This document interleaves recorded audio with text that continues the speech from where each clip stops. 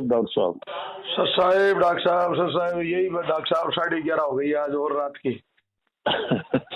हाँ हुआ क्या, अभी जस्ट आया हूँ जी आते ही कोई एक अपने भगत ही हैं, उनके कोई रेमेणी है जी तो ये यहाँ से जाएंगे कानपुर। जी। उनका फोन आ गया था कि टिकट करवा दिया भगत जी, चलना है। मैं क्यों, चलो भाई चलेंगे, कोई बात नहीं, कानपुर जाना अच्छा पड़ेगा 25 तारीख को। जी। हाँ जी। तो भगत होना जी, चाहिए। हाँ तो डॉक्टर साहब ऐसे ही हैं, तुलसीदास जी महाराज ने, तुलसी संसार में भांत भांत के लोग, मिलजुल के बिल्कुल रहिए नदी नाव सहयोग। अब नदी का काम है पानी का डुबाना और नाव का काम है उसके ऊपर चलना। बिल्कुल बिल्कुल तो साधु का काम है भला करना और बिच्छू का काम है डंक मारना। बिल्कुल बिल्कुल। ये अपना काम करें और हम अपना काम कर रहे हैं। हाँ हाँ, हाँ जी, हाँ जी। ये तो है। मतलब झूठ का तो इन्होंने डॉक्टर साहब ठेका ले रखा है। अच्छा, मैनेजमेंट वालों ने बकवास की होगी। तो और कौन करेगा, क्या उसका उनका कारण है ना कि हाँ, सारे वो लोग उनके, इनके हाँ। नहीं, सारे लोग इनके तलवे चाटते हैं। जी जी भाई भाई हमारे मेरे गुरु ये तो है नहीं, हमारे गुरु तो मान लो जैसे रामपाल जी महाराज हैं, तो जी। हम तो रामपाल जी महाराज की मानेंगे, इनकी क्यों मानेंगे? बिल्कुल ये रामपाल जी ये नहीं, महाराज। ये होते कौन है बीच में बताने वाले, बताओ। अब अब लोगों अब ने, अब जैसे जी अब जैसे ये कहते हैं कि जी रामपाल जी महाराज ने हमारे को ऐसा बोला है, आप मानो। तो भाई आपको बोला है, हमारे को थोड़ी बोला उन्होंने, आप मानो वो। बिल्कुल बिल्कुल भाई बिल्कुल काले कपड़े पहनने, लठ मारने, गालियां निकालनी, माँ बहन की गालियां निकालनी, ये आंदोलन में जाके भाग लेना, हिसार पे भक्तों को रोज ले जाना, इनको बेचारों को पिटवाना। भाई ऐसे आदेश तुम लोगों को मिलेंगे, तुम जाओ ना भाई, हम क्यों जाएं? बिल्कुल बिल्कुल। हमारे को तो ऐसा आदेश रामपाल जी महाराज ने दिया नहीं। हमने रामपाल जी महाराज ने ऐसा कभी कहा ही नहीं। बस। और मैं तो कह रहा हूं डॉक्टर साहब, क्यों कहेंगे रामपाल जी महाराज, जब रामपाल जी महाराज ने 24 साल कबीर साहब का और अन्य संत महापुरुषों का यानी कि सच्ची सरकार का सिलेबस पढ़ाया, तो अचानक में रामपाल जी महाराज को क्या हो गया कि उन सिलेबस से विपरीत आदेश निकालेंगे वो? नहीं निकाल सकते। हाँ, तो हो ही नहीं सकता डॉक्टर साहब। बिल्कुल बिल्कुल। हाँ जी डॉक्टर साहब, मैनेजमेंट की ऐसी कृपा रही है, इन्होंने जी। जैसे तैसे करके मेरा नाम तो भक्तों तक पहुंचा दिया है। अच्छा चाहे सीधा पहुंचाया चाहे उल्टा पहुंचाया जरूर है। जी जी जी तो इनके तो डॉक्टर साहब हम ऋणी है। जी। निंदक नीरे राखिए आंगन कुटी छुआई। परमात्मा तो कहते हैं कि निंदक तो होना चाहिए।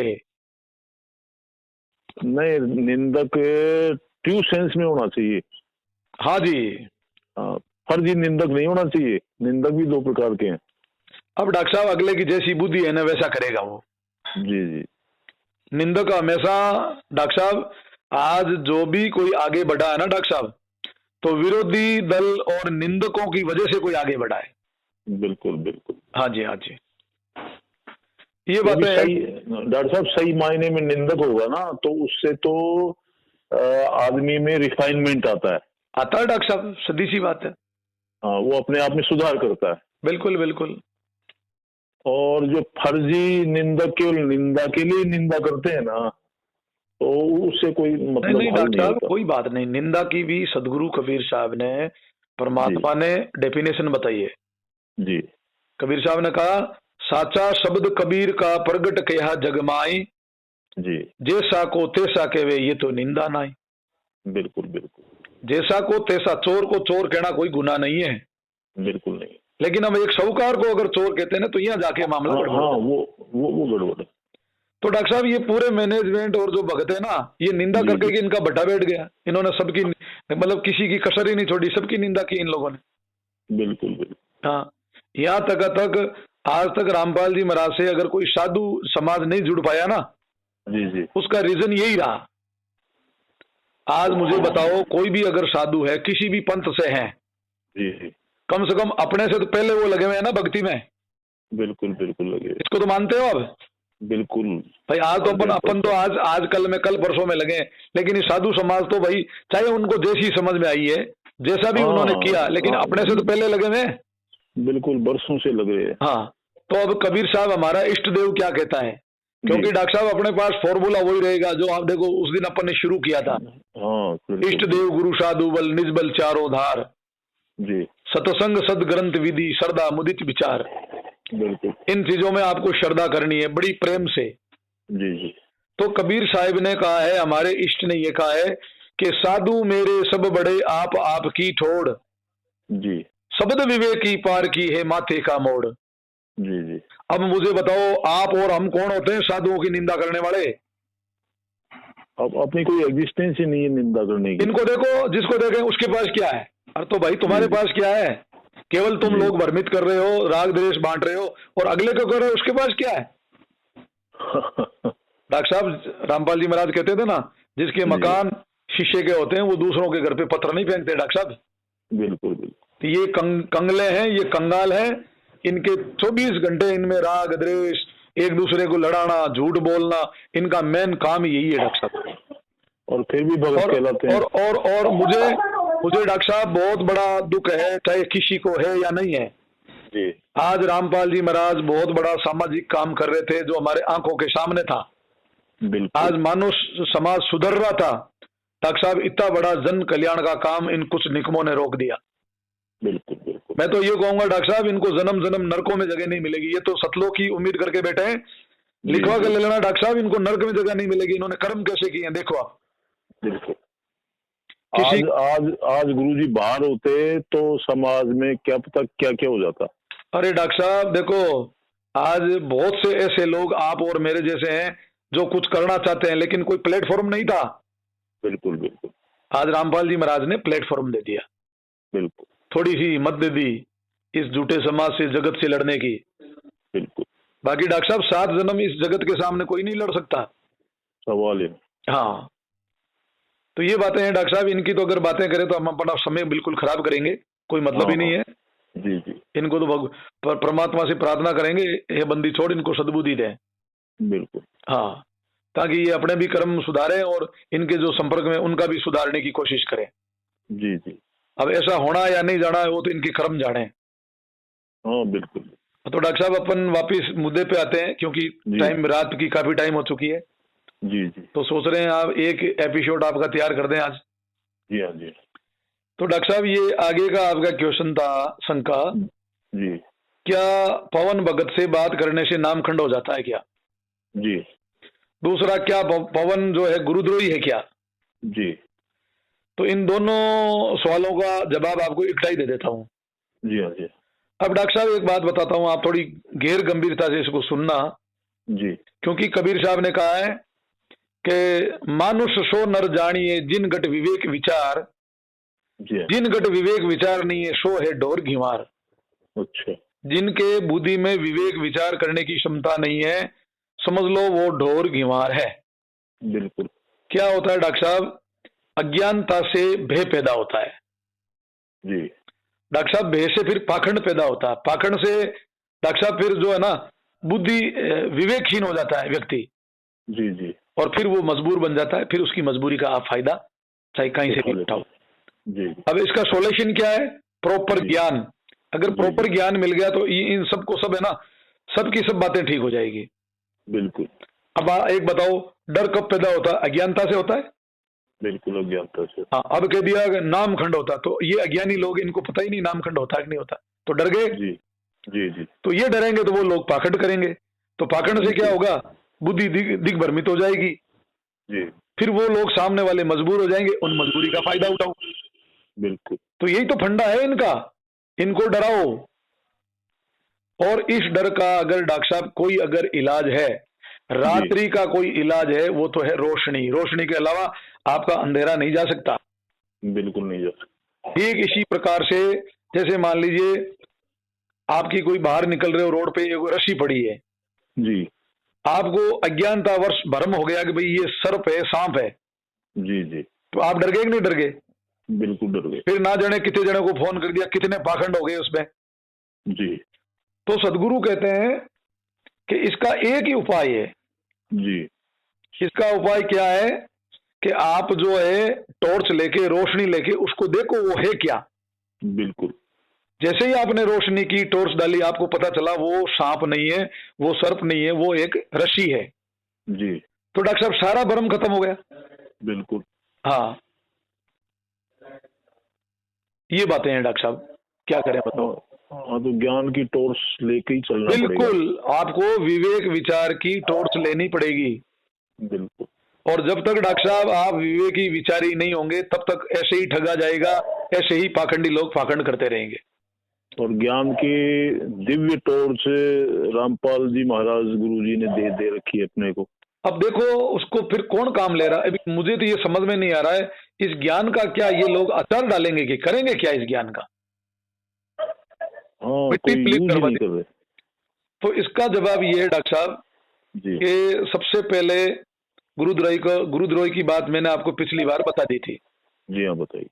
आज अगर रामपाल जी महाराज के जितने भी शिष्य हैं जी, हालांकि ये लोग तो झूठ बोलते हैं कि 80 लाख है 90 लाख है जी, टोटल 2014 तक रामपाल जी महाराज के 16 से 17 लाख भगत थे। जी जी जी।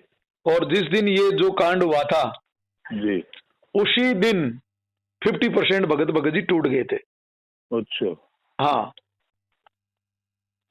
और बाकी के इन लोगों की मेहरबानी से चलते चलते आज की तारीख में 3 से 4 लाख से ज्यादा भगत नहीं है। अच्छा, जबकि वो सारनामी भगत कल परसों मेरे पास आया था। हाँ जी। वो बता रहा था कि मैनेजमेंट वाले बता रहे हैं कि 1.5 करोड़ पहुंच गए भगत जी। मैंने आपको क्या बोला, महेंद्र दास जी ने तो ये भी तो बोला ना कि रामपाल जी आश्रम में नहीं, फिर रामपाल जी मिलेगा जी। तो इनको तो डॉक्टर साहब कोई पैर और सिर है ही नहीं, इनका तो बात ही छोड़ दो आप। इन्होंने तो झूठ बोलने का और भ्रम डालने का ठेका ले रखा है। बिल्कुल बिल्कुल। और ये दूसरों को कहते हैं काल दूत, मेरी नजर में इनसे कोई बढ़िया और अच्छा काल का दूत हो ही नहीं सकता। बिल्कुल सही। सबसे बड़े काल के दूत डॉक्टर साहब ये लोग हैं। बिल्कुल। तो इसका जवाब ये है, मुझे एक बात बताओ, अगर पवन भगत से बात करने से नाम खंड होता तो ऐसे नाम को धिकार, फिर इस नाम से तो पवन भगत बड़ा हो गया। बिल्कुल है, बिल्कुल सही। अब इन मूर्खों की मती मारी गई। देखो आप, कारण ये है कि पवन सच्ची बात करता है। बिल्कुल। पवन इनकी पोल खोलता है जी। तो इनको अपनी दुकानें बंद होने का डर है, तो और करे क्या? तो एक भ्रम ना फैलाओ कि इससे बात नहीं करें। और सबसे बड़ी मजे की बात बताऊं जी हाँ, सबसे पहले पवन की जो भी कोई मान लीजिए ऑडियो आती है या वीडियो आती है जी, डॉक्टर साहब ये मैनेजमेंट वाले पहले सुनते हैं। अच्छा। पूरा सुन के फिर कहते हैं कि ये ऐसा बोला, ये भाई उनको कैसे पता चला पवन ने इस वीडियो में क्या बोला? बिना सुने तो बोल ही नहीं सकता। तो फिर इनका नामखंड नहीं होता है और भक्तों के नामखंड होते हैं। देखिए आप, मजे की बात देखिए आप। बिल्कुल। अगर डॉक्टर साहब आज की तारीख में 4 से 5 लाख भगत हैं और आप मेरे पास पैमाना है, आप पूछोगे डॉक्टर साहब ये 5 लाख भगत कैसे, तो मैं आपको यूं बता दूंगा। जी जी। अब मेरे पास डॉक्टर साहब पर्ची है जी, अगर हांडी में से 2-4 चावल को देख लो कितना सी ज्यादा, पूरी हांडी को चेक करने की जरूरत नहीं है। बिल्कुल सैंपलिंग हो जाती है। सैंपलिंग है मेरे पास पर्ची है, वो आपको बताऊंगा मैं गिनती की पर्ची क्या है। और आप अभी कहोगे कि वाकई में डॉक्टर साहब ये गजब का आपके पास पैमाना है। बिल्कुल बिल्कुल। अगर 4-5 लाख भगत में से अगर रामपाल जी का वाकई में कोई भगत है जी, मेरी नजर में तो पवन है भगत जी पहले नंबर में। बिल्कुल। उसका कारण बताऊं कि इसने रामपाल जी महाराज की मर्यादा रखने में, रामपाल जी महाराज के लिए इसने देखो मार खा ली, जूते खा लिए, इसने गालियां सुन ली बेचारे ने, दर दर की आज ये ठोकरें खा रहा है। मतलब ये इन लोगों से कितना लोहा ले रहा आप देखिए। बिल्कुल, और वो भी अकेला केवल। भाई ऐसा है ना, अपने भक्तों के अंदर क्या होता है, अगर कोई सेवा है पैसे देने वाला तो 10 जने चले जाएंगे। बिल्कुल। मतलब अपने भक्तों को क्या सिखाया बताऊं आपको जी, जहां खांड गलेगी वहां हजारों जाएंगे, जहां हार्ड गलेंगे वहां कोई नहीं जाएंगे। बिल्कुल बिल्कुल। इनको अभी कह दो वहां इतनी सेवा है, अभी 10 मिनट में आ जाएंगे ये। बिल्कुल बिल्कुल। और अपने भक्तों में भगत जी एक ऐसी एजुकेशन नहीं है कि किसी भगत के ये काम आ जाए। जी जी। आज तक मैंने भक्तों के घर में किसी की माता पिता की डेथ हो गई या उसकी रेमेडी है या कोई भी उसका काम है जी, उसके बिगाड़ने में सबसे ज्यादा भगत का रोल है डॉक्टर साहब। बिल्कुल। जगत वाले तो बेचारे और कुछ नहीं करते हैं जी, इनका बिगाड़ने का सबसे बड़ा रोल है। जी जी। अब मुझे एक बात बताओ, जब पवन का ऑडियो वीडियो ये पहले सुन के पूरा तैयारी करके उसके ऊपर उसके अगेंस्ट में ये अपना वीडियो और ऑडियो बनाते हैं जी, तो मैंने आपको क्या पहले भी बताया था, इन मैनेजमेंट की नजर में ये भगत बिल्कुल मूर्ख है। इस स्क्रैप मान लो इनको। बिल्कुल बिल्कुल। उनको पता है इनको जैसा कहेंगे वैसा ये करने के लिए। क्यों इनको पहले डरा दिया, दिग्भ्रमित कर दिया, और इनका विवेक शून्य हो गया डॉक्टर साहब। बात तो सही है। अब मेरे से इनसे क्या तकलीफ है? मेरे से इनकी कोई तकलीफ नहीं, ना तो मैंने इनका कोई बाप मारा, ना मैं कोई गुंडा और ना मैं कोई बुंडा हूं। जी मैं मेरा काम कर रहा हूं, उल्टा है ना, बहुत बड़ा पॉजिटिविटी का काम कर रहा हूं। जहां मैं जाता हूं, मेरे से कोई बात करता है ना, लोग अब मुझे जो लोग रामपाल जी महाराज को गालियां दे रहे थे, मेरे मिलने के बाद में वो जयकारा कर रहे हैं। बिल्कुल। बताओ, जब ये लोग रामपाल जी महाराज को गालियां देने वालों से ये बात कर सकते हैं, जी दुनिया भर के लोगों से, अज्ञानों से ये बकवाद कर सकते हैं, बाबाओं से ये बकवाद कर सकते हैं, तो पवन तो बेचारा भगत है, उसने कब रामपाल जी महाराज का द्रोह किया? ना, कभी है? बिल्कुल। तो बताओ, है। कारण ये है कि अगर पवन भगत की सुन ली किसी ने जी तो इनकी दुकानें बंद हो जाएगी डॉक्टर साहब। मुद्दा ये है, नाम वाम का कोई लेना देना नहीं है इनका। ना। अरे नाम कभी खंड हुआ क्या? मुझे एक बात बताओ, ये तो परमात्मा का नाम है। अभी हमारे सामने महाराणा प्रताप का नाम खत्म नहीं हुआ है, गांधी जी का नाम खत्म नहीं हुआ, महावीर बुद्ध का नाम खत्म नहीं हुआ, तो परमात्मा का नाम कैसे खंड हो जाएगा? हाँ, बड़े आश्चर्य की बात है। हाँ, शरीर खंड हो सकते हैं डॉक्टर साहब, ब्रह्मांड खंड हो सकते हैं, लेकिन परमात्मा का कभी नाम खंड होता है? ना। देखिए कैसा इन्होंने पोल में ढोल बजाया। नहीं, अब तो इन्होंने सुधार लिया ना डॉक्टर साहब, नाम खंड की जगह अब ये मर्यादा खंड बोलने लग गए। अरे डॉक्टर साहब, ये तो पता नहीं क्या क्या करेंगे, इनका तो कोई मतलब ही नहीं है। जी जी। तो ये मुद्दा था डॉक्टर साहब पवन वाले मीटर का। आप आराम से पवन से बात करो, तो वो कोई अपना दुश्मन नहीं है, उसने कोई अपना बाप नहीं मारा, ना वो रामपाल जी को गालियां निकालता, नहीं वो रामपाल जी महाराज के अगेंस्ट में चलता है। उस बंदे की वजह से ये क्रांति आई। जी, ये बात तो है। और डॉक्टर साहब मुझे तो सब कुछ पता था, लेकिन उसके जितनी मेहनत तो मैं भी नहीं कर सकता। आपको पास टाइम नहीं है ना। धन्यवाद दूंगा मैं उस बंदे को डॉक्टर साहब जिसने अपना, अच्छा सबसे बड़ी बात है आज की तारीख में वो बंदा कमा के खाता है। बिल्कुल बिल्कुल। इन लोगों को पूछो, निकमो तुम्हारे पास क्या काम है? वो तो रेडी लगा के बेचारा दही बढ़ेगा, आज कम से कम काम कमा के तो खा रहा है। बिल्कुल बिल्कुल। हाँ, अजय उसने तो बेचारे ने जयपुर भी छोड़ दिया। मैं तो कह रहा हूँ, धर्मदास जी महाराज थे, सदगुरु साहिब से उन्होंने प्रार्थना की जी कि हे बंदी छोड़, हे दाता, आपका भगत किस प्रकार का होना चाहिए, जो मतलब जो हमें भाई आपके दिल में हम उतरे। जी जी। तो उन्होंने साहिब ने वापिस कहा कि सुख दुख में सदा आनंद रहे, जी हरदम साहिब का गुण गावे, साधो सो नर हमको भावे। अच्छा। के सुख और दुख में निरंतर, ना तो सुख से सुखी होना, ना दुख से दुखी होना, और हर दम परमात्मा का ध्यान में रखते हुए जो चलता है, हे धर्मदास मेरे हृदय में वो वास करता है, मैं उसके हृदय में वास करता हूं। जी। फिर आगे बोला कि दाता एक दो शब्द और एक दो इसके निशान और बताओ, कैसे पहचान बताओ, लक्षण बताओ उनके। जी जी। फिर बोले पर नारी पर धन को त्यागे। जी। कितनी बड़ी बात बोल दी डॉक्टर साहब, आप सुनिए। जी जी। पर नारी पर धन को त्यागे, सत की रोजी खावे, अच्छा। तन मन वचन कर्म से नहीं किसी का दिल दुखावे, जी। और साधो सो नर हमको भावे। ये शब्द काफी बड़ा है, लेकिन अपना यहां से काम बन गया, क्योंकि अपन काम की बात लेंगे। जी हाँ,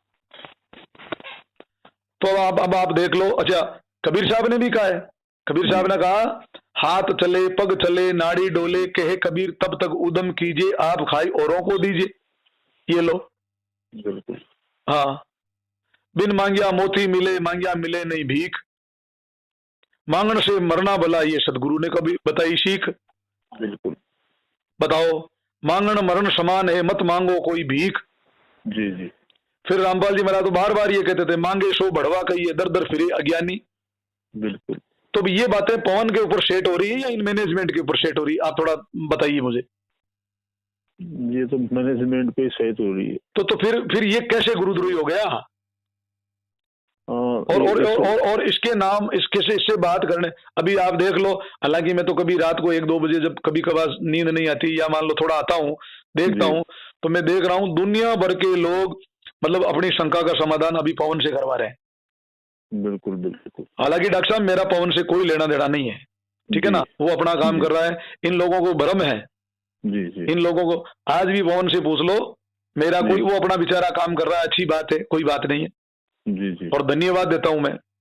तो ये दोनों क्वेश्चन आपके इकट्ठे हो गए। पवन दास गुरुद्रोही नहीं है। गुरुद्रोही कौन है? कि जिन बातों से गुरु दुख पावे उन बातों को दूर निवारे। तो आज जो गुरु दुख पा रहा है वो किन की वजह से पा रहा है? इन लोगों की वजह से तो वो है गुरुद्रोही। जी जी। और दूसरा, अब ये मान लीजिए इन्होंने तो कहा है कि रामपाल जी महाराज ने चिट्ठी निकाल दी, रामपाल जी महाराज ने वॉइस डाल दी। जी डॉक्टर साहब, रामपाल जी महाराज ने तो 19 तारीख को रात को 12:30 बजे इस आरएसएस समिति को गुरुद्रोही घोषित उसी दिन कर दिया था उन्होंने। बिल्कुल। अब बताओ आप, अगले क्वेश्चन पे चलें आपके? हाँ बिल्कुल। ये हो गया क्लियर? बिल्कुल क्लियर हो गया। बिल्कुल। आप पवन भगत से बात करो। पवन भगत गुरुद्रोही नहीं है, एक नंबर का गुरु भगत है। कारण उसको पीटने वाले गुरु भगत हो सकते हैं, उसको माँ बहन की गालियां देने वाले गुरु भगत हो सकते हैं, और जो मार खा रहा है, जो सहन कर रहा है, वो गुरुद्रोही हो सकता है। ये कहीं का न्याय भाई? कहीं का न्याय नहीं, बस ये अन्याय है। तो वो कबीर साहब ने कहा, निरंजन धन तेरा दरबार यहाँ पर नहीं है, तनिक नहीं न्याय विचार, ये इनके ऊपर लागू होती है सब। बिल्कुल। साचा को तो झूठा बतावे, झूठों का एतबार। बिल्कुल। बताओ, जो झूठे हैं वो तो डॉक्टर साहब सच्चे बन के बैठे हैं, जो आपके जैसे पवन जैसे सच्चे हैं उनको इन्होंने झूठा करवाना। बिल्कुल बिल्कुल।